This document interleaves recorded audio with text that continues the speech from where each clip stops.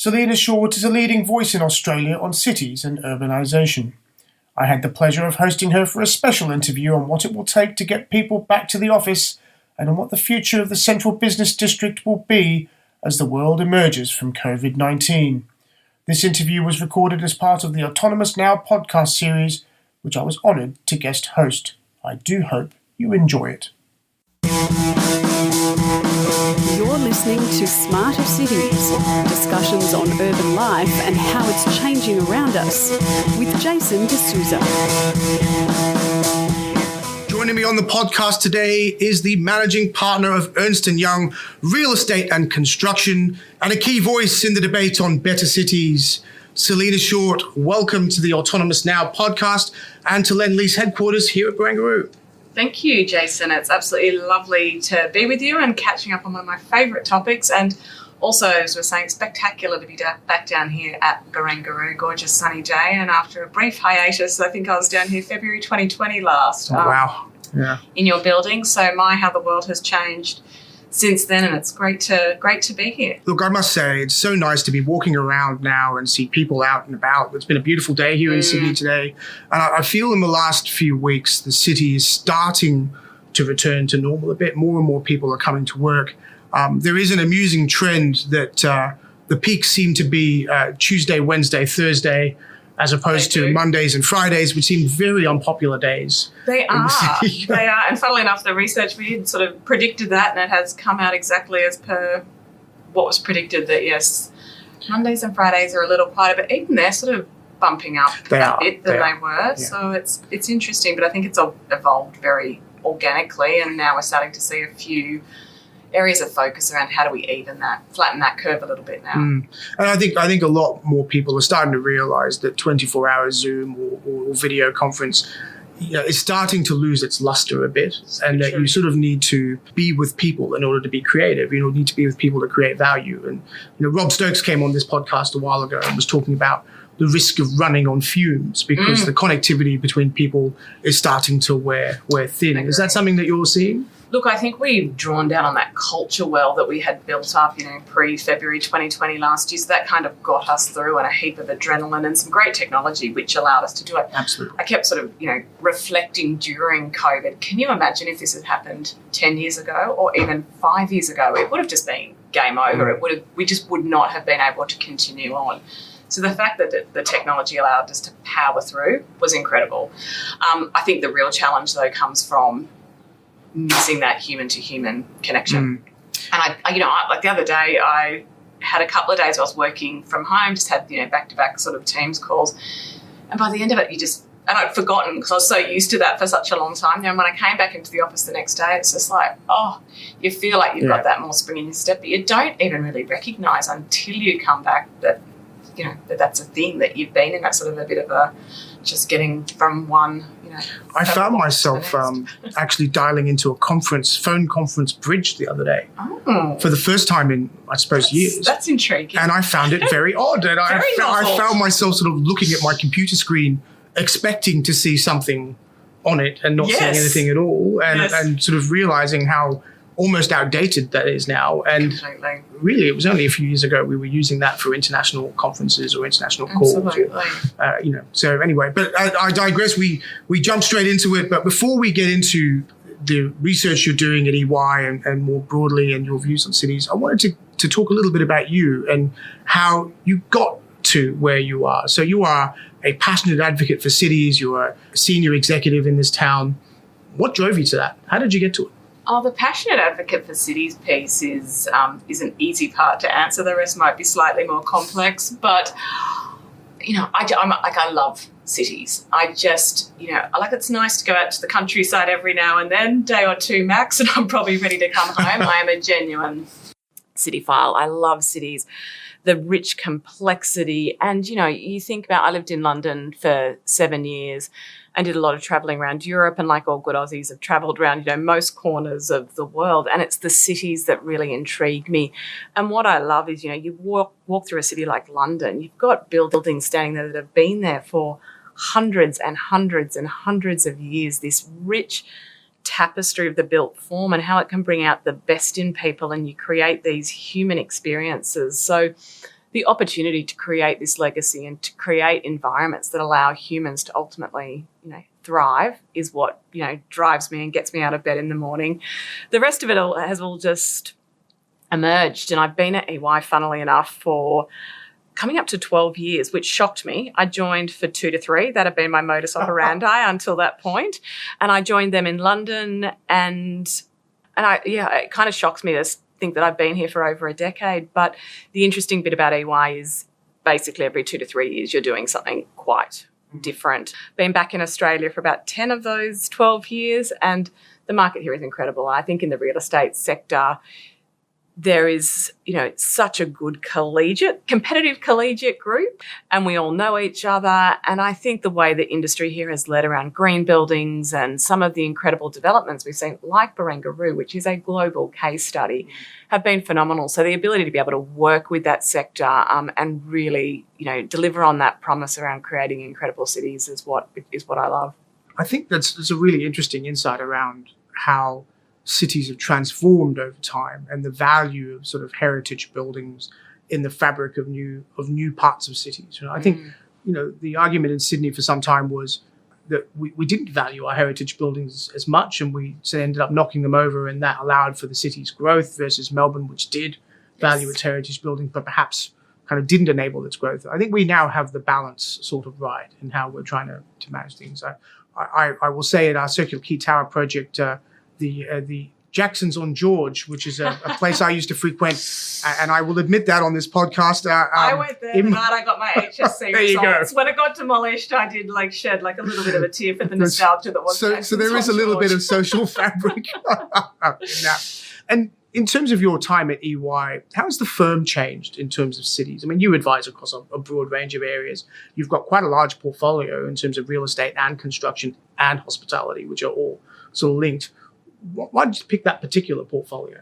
Look, and interestingly, my portfolio is broader than that, which might shock you when I tell you what else is in the portfolio, because I sit on the exec. And within that, we've taken a very unique approach around creating these almost sort of mega sectors. Now, some of what I tell you we put together won't necessarily make sense through a city lens, but we have power and utilities, oil and gas, mining and metals, and real estate and construction sits under me at an exec layer. Oh, wow, okay. Now, I've got folks that run, mining and oil and gas and all those important things. The reason we put those businesses together, because they're physical asset, capital intensive businesses, and a mining site and a construction site definitely have things in common and to learn from each other. So we're looking for those crossover points. But one of the areas where we most feel that group has work to do is around the decarbonisation agenda. They are all major emitters just because of the nature of what they do.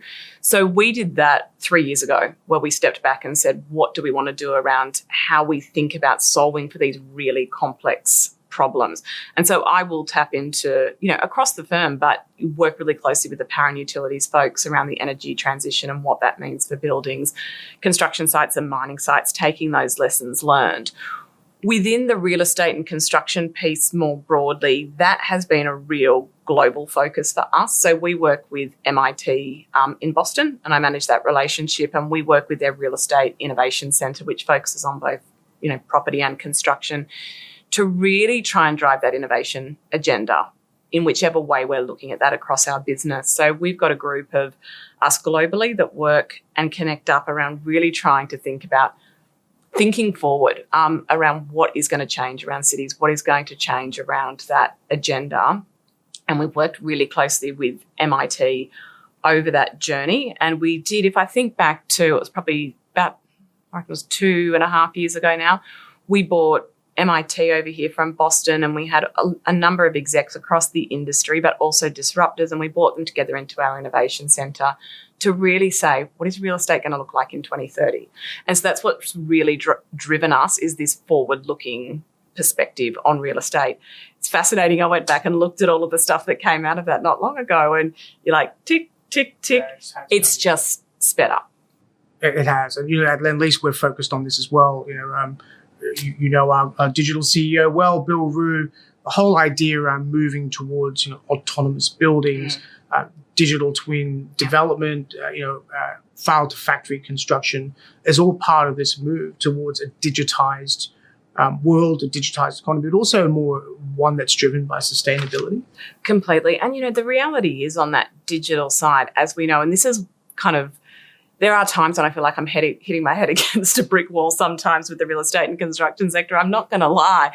I love it deeply, but it can be immensely frustrating at points. And the sector has been slow to digitize. And we get it. We understand why. It is complex. The complexity of the ecosystems, the challenge around scalability with the differentiation you get across the assets, it is really, really complex. So you understand why they've been slow, but also the sector at times, let's face it, it's probably been a bit fat and happy, and you've been able to make money through keeping on doing same old, same old.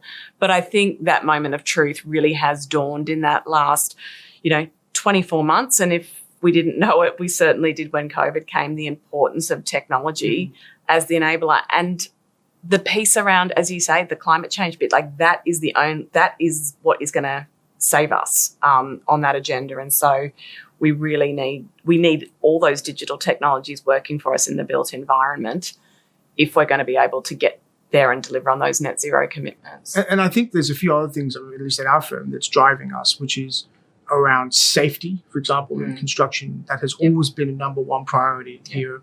And right the way from our chief executive down, that's always been a focus. And then the sustainability angle for us is not a new thing for Lendlease. Like this precinct, Barangaroo, was the first carbon neutral precinct. It was a thing that we pushed and our investors wanted us to push hard. And so now I think digital is the next, I suppose, mountain to climb in terms of getting there. And partially because I think the whole creating better cities, creating better places, really involves better integration of bits of cities, right? Yes. So, you see that through transportation linkages and the recent Sydney Metro contract with integrated stations, for example, something that in Asia is pretty common. Yep. In Australia, relatively new, right? Surprisingly, right? Or precincts around stations. Like what do you locate around a precinct? These sorts of questions are now, I think, becoming more commonplace in our property market and infrastructure market that perhaps have been around overseas for a while. But I think the value we can bring to it is that focus on sustainability, is that focus on digital that perhaps hasn't come in some of the other markets we work in. Is that an observation you'd agree with? Yeah, look, I do agree with that. I think the ability to be able to think about the role that digital can play to get better environmental outcomes, greater productivity, but ultimately as well, better human-to-human connection. And despite the fact that I think that real estate is all about humans, right? That's why we build these places for humans to come and be and live and work and play. Sometimes that is not as front and center when we think about how we then enable that experience. So how are we going to create the human experience within that building? How do we ensure that when people turn up to work or live somewhere or shop somewhere, they can do that, in the most enjoyable, joyful or productive? What is the outcome we're trying to create for the humans to come into that space, and how do they interplay? And the digital piece absolutely has to be that connective tissue that runs throughout if we're really going to change the game on that human asset interplay. It's got to be there. And I think the other bit is bringing different skills and thinking into the property sector so that when we're doing those developments, when we're thinking about the potential of those assets, we really are thinking about the role of the people that are going to occupy them. And I remember for years, going back, we did the first report on the megatrends in real estate probably 5 or 6 years ago now. And when we were doing the interviews for that, I distinctly remember talking to, key execs across the sector, and you'd say, talk to me about your views on customer. And there would be a little bit of like, who do you mean? Like the investors or the person that signed the lease? I'm like, no, the people that are going to come and be in your buildings. Yeah, who are going to come and be in your buildings. Now, that's been a radical change. Like everyone now talks about customer and is very much understanding that is the people that come in. And there's sort of different types of customers. I think that recognition of the segmentation is coming. Absolutely. And there's the layers, and you've got to be able to, keep your investors happy and make sure the people that are signing the leases are happy. But ultimately, if you have people coming into your assets, they're engaged, they're productive, they love the space, the other two will kind of look after themselves. Yeah. That's sort of a great segue actually into COVID, which of course has disrupted this wonderful sort of picture we're painting of cities. Yes. You described in one of your articles social isolation as a productivity killer. Right? And I can't think of, and perhaps it might be my personality, I suspect it ours, that sitting at home is comfortable for a short period of time, but then starts to become quite exhausting over time. Why is social isolation a productivity killer in your mind? And look, and I think we've just got to, in definition-wise, when we're talking about social isolation, we're talking about sort of genuinely, not just you could be sitting at home working very productively and extremely happy. You wouldn't then be like socially isolated. That's when you're identifying like, I feel isolated. That is, what is going on for you from a mental health perspective. And if you feel like that, we know that the health consequences and the work and productivity consequences are significant. There's that great stat that gets wheeled around, but it's the equivalent to smoking 15 cigarettes a day. It's a great one. The health impacts of social isolation are the equivalent of smoking 15 cigarettes a day. And I do wonder and worry about what we're going to see in the longer term impacts as we see COVID play out.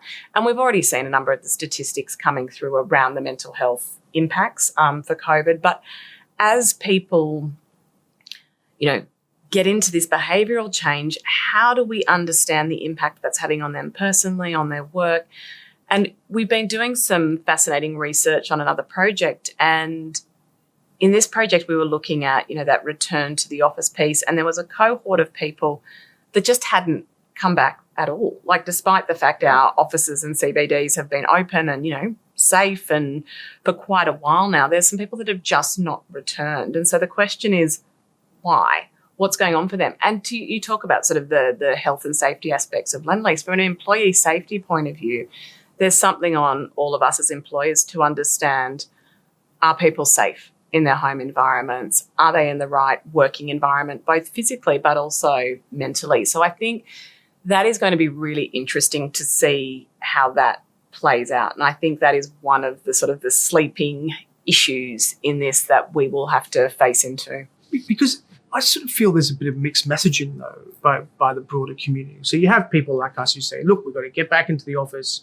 This is where value is created. This is where productivity works. This is where you create corporate culture. These things I firmly believe in. But then you sort of read in the media that certain firms are saying, we've told our employees they never have to come back again. You can work at home forever. We're not worried about any of these issues. It all happens. And they tend to be tech-related firms, I suppose. Is there a differentiation between the type of firm that's thinking like this, or is it just a bit of media?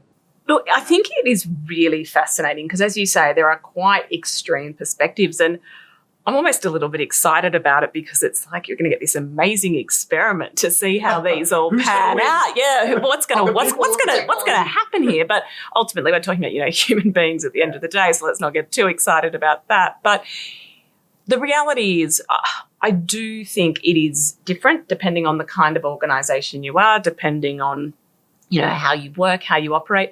And let's face it, before this whole crisis started, there were businesses that operated 100% virtually, and that was the way they operated. Anyway, I don't think there is a one-size-fits-all that this is going to work for everyone, but I do think what is important is as you go into this with intentionality, that you have thought through what is going to work for your organisation.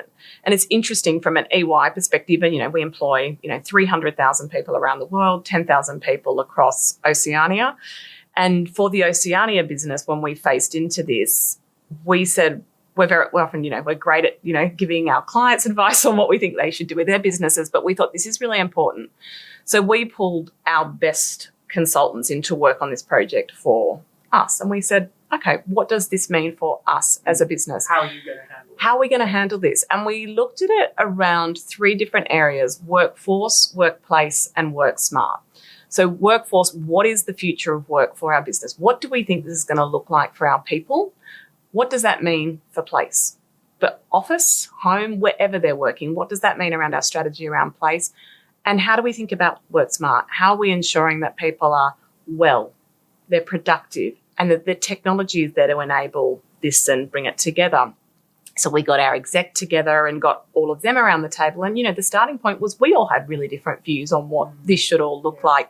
We then went and did focus groups across our business with every different rank, level, service line to get a perspective of what our people want. Then we went out and looked at a whole bunch of data and research, and we're still working through that. We finished the first phase and we landed on the office as a connector. That's what works for our business. So this is why you come to the office and these are the kinds of things you'll do. People will land on that. There is a spectrum and we've mapped out that spectrum and the different sort of typologies that would sit across that spectrum. And it will be different for different organisations, but making sure that decision has been done, not just by what a certain CEO's perspective might be or someone, someone on the, it's informed by the evidence and it's informed by thinking of your people. The other thing that I think is fascinating right now is, and again, great problem to have, but the economy has come back so strongly here in Australia. The job market is such that you really have to listen to your people. And if you start sort of mandating this is what you'll do and that's not what your people want, in a tight labour market, that will be interesting. And the war for talent, I think, is really real at the moment. So that's an important That's the second time today someone's talked to me about that, the war for talent question. Because I think there's two angles there, isn't it? One, international travel is going to be difficult for a long period of time. And the second one is that despite the fact that international borders at the moment might be closed, the economies that have done well with the pandemic are going to be the most attractive to the most talented. And, we have the benefit of an exceptional living standard already in Australia. We've got a relatively strong fiscal position in terms of our public sector. We've got very strong companies that seem to be pushing into Asia. So you want to be getting the workplace question right in order to allow that war for talent globally to happen. And the second observation I sort of made recently and would make is that the internationalization of our supply chains is definitely under review as well. And you mentioned all the sectors you work in as well. I was shocked when we were looking at the fact that Australia doesn't produce any ball bearings, none, right? We had one mask manufacturing facility in Shepparton or something. That was a bit of a shock to Australians. Our strategic oil reserve is stored in the United States, right, which is not really that useful to us, I would suggest. So I think we are going through a fundamental shift in thinking about what sovereignty really is and what does international trade really mean and what does talent enhancement mean. And I think the workplace has a big role to play. And in fact, I was talking to some of our tenants here at Barangaroo, who are all large firms, and they were saying their biggest concern about the pandemic and the shift home was that their young people weren't getting the sort of mentoring, weren't getting the sort of deal exposure that you would ordinarily get by being thrown in the deep end and, being up all night, doing a deal that, all of us who work in this sort of space have been involved in.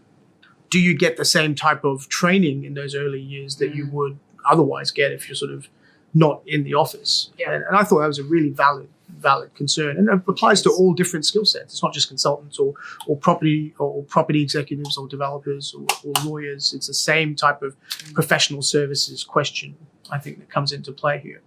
So I do think there is something in that. I think, though, we've got to find other ways to supplement for that, to think about different ways to still be able to do that in a virtual world, but leaning into the fact that human-to-human contact has a real place, and thinking about how you actually make that happen. And I've, spoken to folks who have a bit of an unscheduled day and just sort of do impromptu Teams catch-ups and do that virtually. There was a whole lot of chat around, I got to know so much more about people's personal lives because you're kind of in their kitchen and their living room. And so there's some other aspects to that, but I do think there have been some rather unfortunate cases too. There have. I think of the Canadian politician who was getting dressed for his run and ended up being broadcast into Parliament as a consequence. I think my favourite one was the one about that, the virtual court. Did you say one where the guy had the cat filter on? I didn't see that. I'll send that to you. That was hilarious. But yeah, there's been some absolute comedy gold, hasn't there? I felt very sorry for that Canadian politician. Actually, he was. I can't remember what he was doing, but he literally had just gone for a run and was sort of getting dressed. Didn't realise his camera was on and was broadcast. Yeah. We've all had those moments where you think, did I actually just turn my camera off before in a quick check? But yes, it's definitely don't want to be caught on the wrong side of that one. No, but then again, I mean, there are lots of benefits. I mean, we as a global company, for us, I think the technology has brought teams more together. So, I work with a team of people who are largely based in Asia. And so, we would have, at the height of the pandemic, we would have sort of Friday night drinks, so to speak, even though the time zones were different. And at some point, we'd have 4 countries represented, on a call. That was interesting as well. It is a bit of a social experiment itself because it was sort of a blend of cultures and as well as a blend of people on this call. And so there are benefits to it. But I do wonder whether that was a point in time of us trying to respond to a particular thing. And the pandemic is not over. I mean, look at what's going on in India and even to the extent in the United States, which is going through a vaccination program right now. It isn't over. Yes. We seem to forget that here a little bit because we worry about one case, whereas I don't know what the number is in India today, but it's far in excess of a single case. Yeah. No, we've been truly lucky, and lucky is the wrong word because it came from good policy and decisions and government sort of making the right calls, but it also came from a highly compliant population that did what they were asked to do. And I think it's really interesting because you've got the Australian sort of larrikinism sort of culture, but I actually think it tracks back to that mateship piece of like, we will do the right thing for our communities. Yeah, and you need both of those things. You need the right policy and government directives, and then you need the people to come on board and do what they've been asked to do. And I think how we see this sort of pan out through this next phase is now going to be really interesting because we have done an incredible job. And I spend a lot of time on the phone. I'm not on the phone, the old school, on the computer screen, working with colleagues and working on projects that are not based in Australia. And everyone, when can we come on holidays? And, when are we going to see you? When can you come to New York next? And it's just at the moment, it's like, well, not for the foreseeable. And that is, we understand why we're in that situation. But I think how we open back up and how we ensure that we maximise this incredible brand that we have built and create Australia as this incredible place to come to bring your best ideas and attract the best talent and to create opportunities based off what a great job we have done in managing the crisis. I think it's going to be interesting to see how we kind of I agree. And I was pleased to see in the budget yesterday, and I haven't had a chance to go through all of it, but the 2 elements that stood out for me was this investment in digital, the patent box concept. But that's a pretty new thing for us. We've had the Cooperative Research Centre, we've had lots of innovation grants, right? We've never really liked this idea of tax incentives for patents, tax incentives for startups. We've been slow as a country to get to that, right? I mean, you see it in the United States, you see it elsewhere, but we've been slow to get to that. I think that the public sector now recognizing the value of its contribution to that is a really big step forward to us. And it's in a couple of sectors. I mean, health and medical research is one and clean energy is the other, but it will grow. I think it will grow to prop tech and things like that as well, because I think those are all export opportunities for us. But I think that's actually a good segue into some of the research you've been doing. So to quote you again, you said recently that the places of business need to be transformed into centers of experience. And I found that a really interesting concept because I think pre-pandemic, people felt the city was the city. You came to the city, you worked in the city, you might go out for a drink. And you didn't really necessarily think of the experience. And you only really recognize something when you've lost it. So we sort of lost the experience of the city. We lost the experience of being with one another. So how do we do that? How do we set ourselves up to be a center of experience? And I know you've gone with the Property Council into a report, so that's setting you up to go into this report. Yeah, look, it's been a fascinating process working through that report because as we've sort of touched on already, there's such a diversity of views and perspectives and opinions, and there's never been so much written about future of office, future of the city. And it's everywhere. Some of it is noise, I must say, right? Some of it is... I don't disagree. Yeah. And the purpose behind the report was really wanting to say, let's just take stock. So let's go and do some primary research. So we surveyed 600 CBD users. Let's go out and speak to some of the big thinkers, both here and overseas, in terms of what they're thinking, sensing, seeing. We reviewed over 100 papers, and then we ran focus groups. And so we brought all of that together, and I can tell you it was quite the beast of a project, shall we say.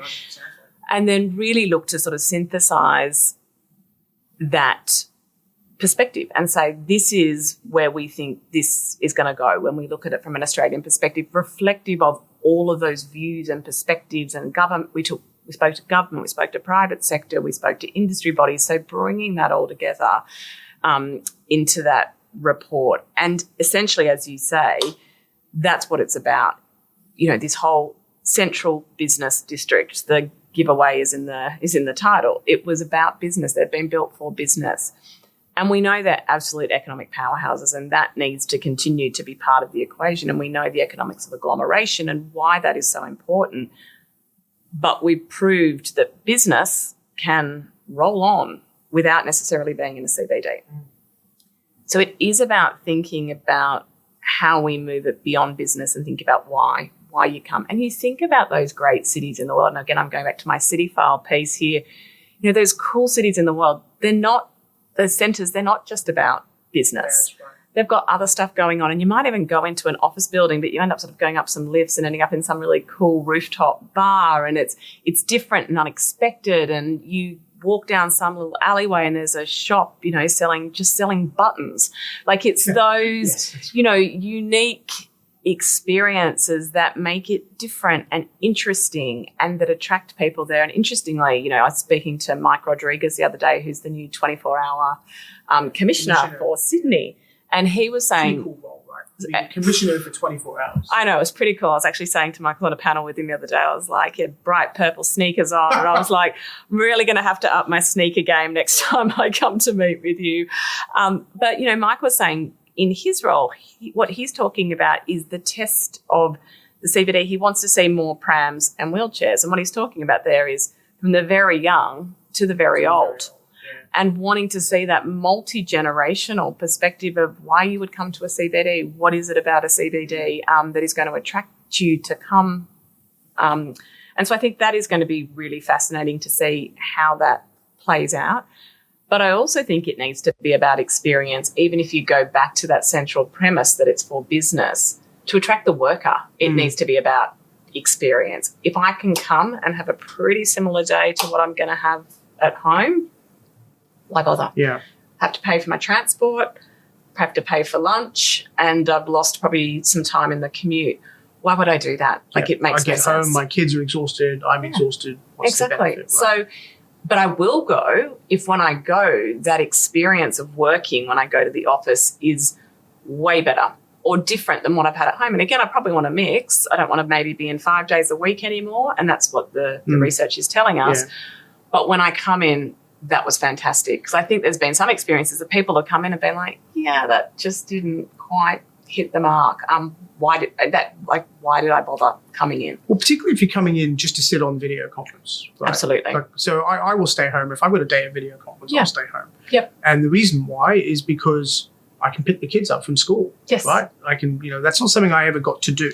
Yep. Right. Now, post-pandemic, and the number of stories of fathers and mothers who've sort of said that. It's not something I ever got to do, right? Pick the kids up from school. And people have loved that, and they love it, right? And that flexibility is something we've earned. Yes. And we should keep that. Yes. I think employers now have also changed their mindset around working hours, for example. Do you remember the old days when I started work? It was there was presenteeism. Completely. You had to be there at 8:30. Yes. Right. And if you 7 ideally, Jason. 6:30, right? And if you're not there, then you weren't really committed somehow, right? You should be there at 9 o'clock at night because otherwise you're not committed. Well, clearly that's always been nonsense, right? I mean, completely. And it's had really bad impacts on diversity. Terrible. Like that's why we've struggled in the sector to make sure we've got good female representation, because they'll just say, sorry, I'm just not going to make that sacrifice. It's not something I'm willing to buy. Not something I'm willing to do. And again, we know some of the mental health impacts, even for men and women, of like the things they've missed out on. And you sort of think, it doesn't have to be. Well, I mean, certainly from a father's perspective, absolutely missing out on basic things like asking your kids what they did at school, which I found, having the same age children as you do, is actually quite a difficult thing to get out of them. It is. Like, I don't remember. I don't remember. You don't remember. You were there half What an hour did you learn ago. today? Nothing. Nothing. Okay, great. Well, this is a great school. It's like, but quite seriously though, and I think that for me has been part of the learning experience as well, because I think the amount of time I've spent with my children has actually changed my perspective on work a bit as well. Yeah. It actually makes me think differently about property, around what we're trying to do, around placemaking, Completely. around the capability of people to come in and use buildings and use cities. And my friend and colleague Richard Kupasamy came on this podcast before you. He's a wheelchair user. He talks about the fact that wheelchair users often have to use side accesses or other ways of doing things. And an accessible city is actually one where that doesn't exist. You can just kind of use it, use the city, right? Yep. That's the same for pram users. Exactly. Or, it's the same for elderly people. Absolutely. So that to me is, and also the other point to make, so as in an aging population, as so many of our cities are, if that means longevity in the workplace, then Absolutely. the place also has to adjust to that as well. So I think there's a bunch of dynamics there. Yeah, I mean, let's go back to the report. You had a couple of things here around redefining quality and reimagining the workplace. So I think we've talked a bit about reimagining what the workplace is, but let's delve into that a bit more around how do you combine the use of technology, video, for example, with being in a workplace. So we run an open plan workplace here. Everyone at the moment has their computer in front of them. They've got their headphones in. One school of thought, people were on phones before, weren't they? So what's the big deal? Other school of thought actually isn't going to work. Is active working dead? Look, it's been scratchy. That would be my technical description of It's a good one. Scratchy's good. Of what the And that's not a reference to the line, right? So what the return has been like in making this hybrid thing work. Like, we've had a real battle for meeting rooms, and it doesn't work. That activity based working with generally major open plan, lots of individual sort of workstations, just doesn't. It honestly doesn't really work that well. The problem as well is, what is the new model? And again, I've not seen as much as I would have liked to have seen around some of the innovation in that space. And then what's the technology layer that then supports that? Interestingly, we remodeled one of our floors at 200 George Street and have set it up around this view around place to task. So where's the best place to do the task I need to do now? Very interesting. Not the task I need to do all day, because the fact of the matter is, for many of us, and not everyone, we do different tasks within the day. And so when you walk out of the lifts, there is like a bank of, there's a workstation that pretty much faces the lift. And I work there when I first get in the morning before I start my first meeting. And what I'm saying is, I am highly interruptible right now. I am doing some emails, but I actually want to say, oh, hey, and speak to people and check in. So don't wait for the corridor conversation. Yeah, so, and you don't sit there unless you want to be interrupted. Then we've got areas where there's big groups of desks where you can sit around basically a big circle table and all work together. So if you're working on a project, you all sit there and work together, and they're spread out enough that it's not, too noisy. We then have a large classroom area which can be curtained off, and you can fit quite a large number of people there for a learning and development environment, which is, again, one of the things we think that people should come together for. And then down in the back, there is the quiet pods, no calls, no nothing. And then there's sort of the meeting rooms. We have focus stations. Right? Exactly. But on this floor, I will sit in 4 different spots in within a day. Yeah. Right. Yeah. And so you don't just put your laptop in and forget about it. Yeah. You move around depending on what you need to get done, that place to task bit. And then who knows, probably at 3 o'clock in the afternoon, traffic's not too bad. If I've had to driving, so I've dropped a kid at early morning sport, I will get in the car and go home and do my last 2 hours, which I know are Teams meetings, from home. So again, that place to task balancing, I think, is going to be really critical, but we need the technology to work and to make that seamless.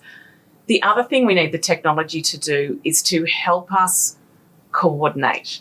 And we all get those little Microsoft reminders. Hey, you said you were going to do this, or you've got this meeting today. Have you read this document?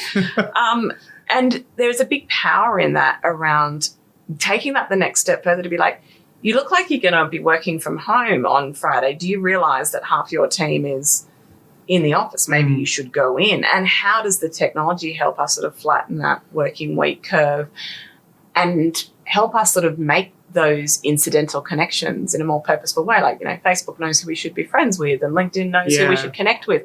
How is the technology layer doing that for us within the workplace of creating? I do have a bit of I don't want to say contrarian view, but concern about some of that, because I do feel that task example where you have this task list, which I use task list, sure, but you get these reminders and then you get a text message and you get it starts to become a bit overbearing. Yeah. And I think it depends on your personality. There is a real risk of that. Right? So if you're the type of technical mind that responds very well to very structured thinking, then that model works well. But if you're not, and you're sort of a bit more unstructured, you're a bit more creative, you're used to bumping into each other, and you're not very good at that sort of structured task thing, that may not work for you. And so I think there is some. And I think I probably fall in the middle of that somewhere, because I find the structure. I need the structure because I will fail without it, but I don't like it. And I think it's also, though, even for that unstructured component, and again, it depends on the size and scale of your organisation, but there could be a bunch of people in the EY office today that if I knew they were there, I'd probably go and hunt them down and have a chat. I just don't know they're there. Like there's just that bit around. It comes down to good luck. So you walk in, you bump, oh, hey, I haven't seen you for ages, and you start chatting and you solve some problem you didn't know you had.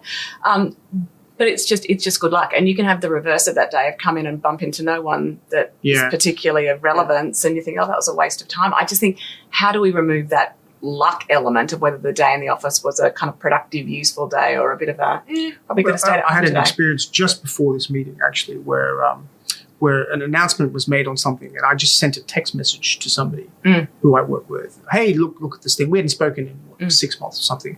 He was 2 desks down from me, right? And you had beep beep. Oh, I'm like, oh right. And he's very rarely on the level with me. He just happened to be there that day. And sort of same example, right? Yeah. So it is actually really difficult to sort of meet the sort of people you need to. And I think the building design has a lot to do with that. I mean, here we've really focused on our very large floor plates, on having connecting stairs between levels, right? And having a crash floor, right? So you have this level 13 crash floor is about people being able to come and sit in this sort of cafe area and actually have a conversation that maybe is safe enough that it's not out in the complete public space, but is sort of, here. And the same with our level 14 area here is about allowing our clients and customers to come and just hang out up there. Like I think you mentioned you were doing that earlier. That's what we want. We want our people to come in here, and that's part of it. Now let's go a little bit to greenery. Yes. So we're big on greenery here. We like green. Yes, the team's put a lovely plant here. And why does that matter in a workplace? Is it just plants in a building? It's what's not the impact? Even in a workplace. Like, it is so important. And it came out in the research we did for the CBD report. So that was the number one thing people told us would attract them back to the CBD. Greenery. Yep. And you go, wow. Yet we know often when projects start and we have these great plans and we budget all this stuff in, it can often be one of those things that then sort of disappears as we sort of tighten the screws on a project. I've heard a few firms sort of letting their plants disappear. But even in the public realm, so when we're doing sort of a big, urban regen project or the tram line or whatever it is, and everyone's like, yes, we need lots of trees, and then as we work through the practicality of it, it all gets a bit hard, and what was going to be 100 trees turns into 3. And that's just one example of it. But it was absolutely, people want their CBDs to be green. And green, we're talking about two things. We're talking about the real practical, like literally green with plants and trees and green spaces and parks to go, but also the green credentials of the building. Does my building not do damage to the environment? And does it actually am I actually a healthier, more well person when I leave the building than when I walked in at the start of the day? That's a really interesting concept, isn't it? The idea of coming to work will actually mean that I'm better off. Exactly. And you look at some of the oxygen and the way we look after the air quality and, buildings like the one we're sitting in right now. The walking meeting, which I thought was ridiculous when I first heard about it, but actually I do it all the time. Because you can around Barangaroo. It's beautiful. Why wouldn't you have your one-on-one with somebody going around there? And, the yoga classes and all, Pilates and all that stuff. But how do I feel like, and again, you contrast it to I sat at home in my house, in my seat that's probably not that ergonomically fantastic, in front of a screen all day, or I've come to the office where the oxygen quality in the office is fantastic. I did a yoga class at lunchtime. I went to the office cafe and got a really healthy, nutritionally balanced snack as opposed to a bit of peanut butter toast at home. I am going to walk out that door and be like, I'm healthier than if I had done that sort of same day. And I feel ready to deal with my home life now. Right? Exactly. Awake and ready to go. I think that's important. And I think that's sort of the here and now. But I think what I particularly am fascinated in around the sort of the digital twin stuff as well, Jason, is how that is going to help move us forward around getting towards net zero.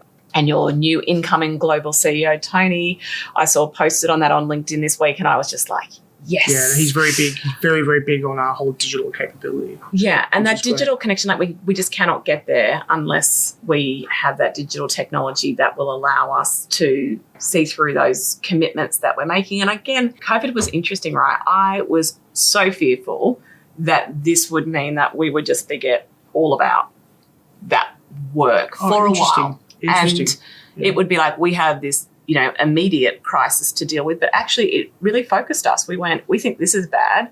Wait till you see what's coming if we don't deal with climate change. And we saw major corporations actually double down on their commitments. And we saw, multiple announcements. We've seen, the continued push of, BlackRock and others to really focus on this. And I think that is interesting because the real estate sector is a bit of the sleeping giant, like 40% contribution to, global carbon emissions. Like that is huge.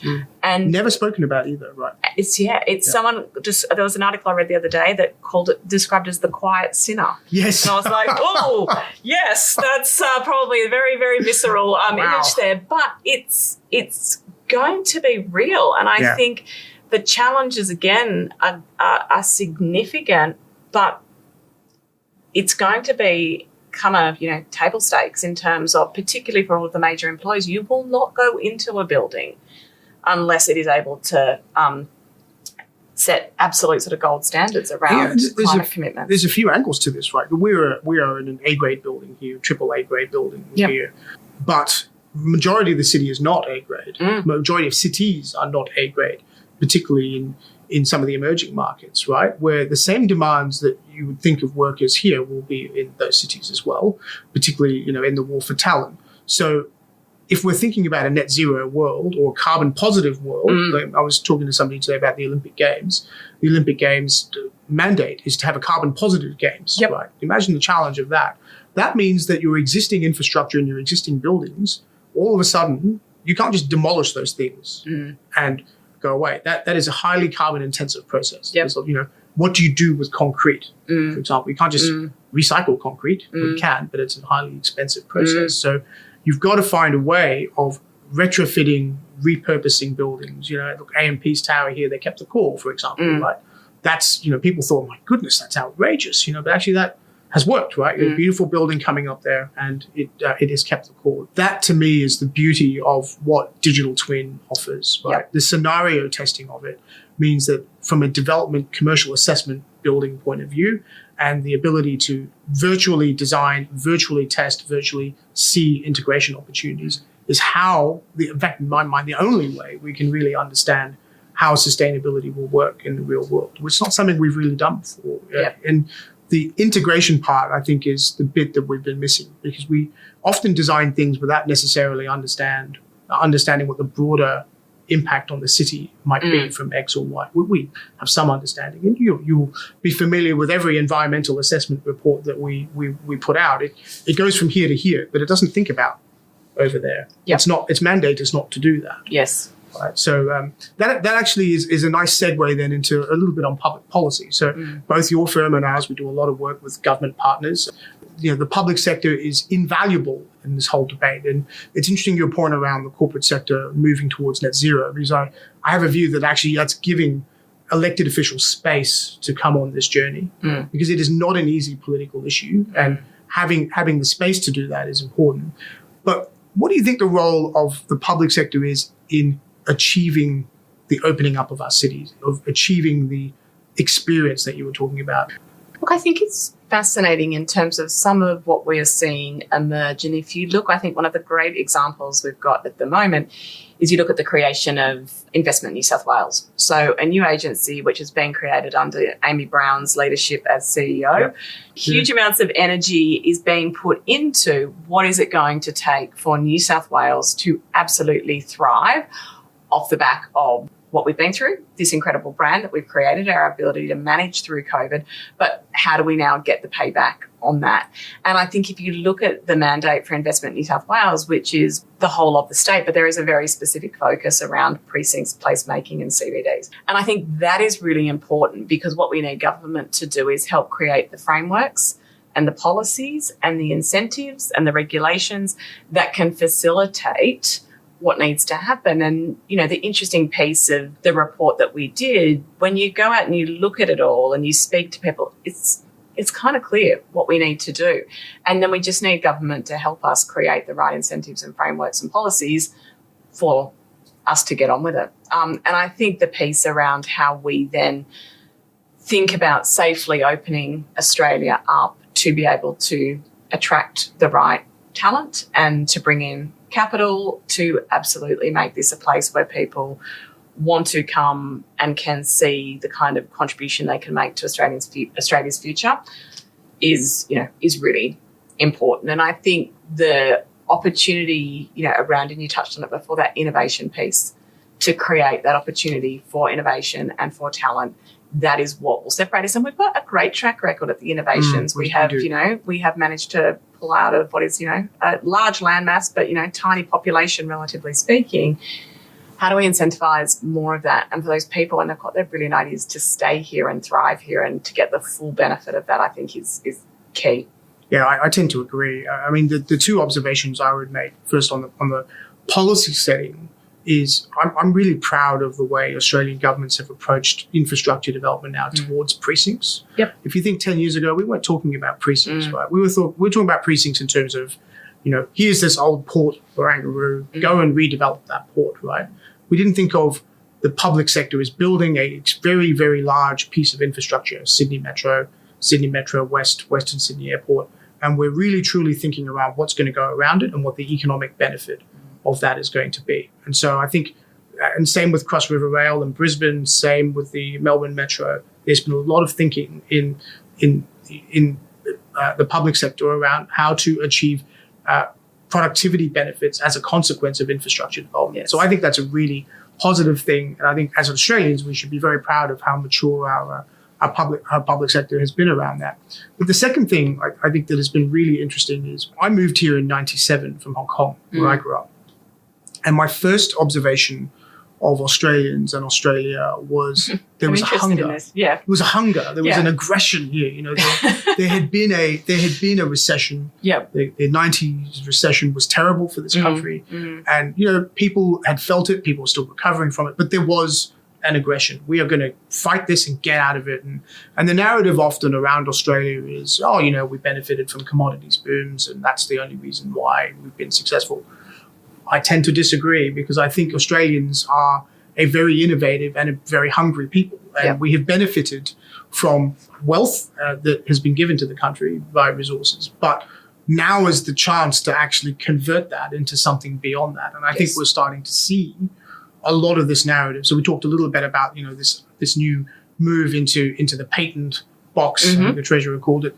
That is the right thing. The more aggression on cooperative research centres. So Lend-Lease is part of one, for example, right? Building 4.0, I think we call it, but I'm sure I got that right. That, and I think for us in the corporate sector and those of us who are involved in these debates, that's where the opportunity is for us to keep encouraging, keep pushing, keep leading, because I think that's what will help us be successful as a country. Yeah. Which is why I think your contribution with this report and more broadly is so valuable, because it gives people space to debate. And it's actually why I started this podcast, same reason.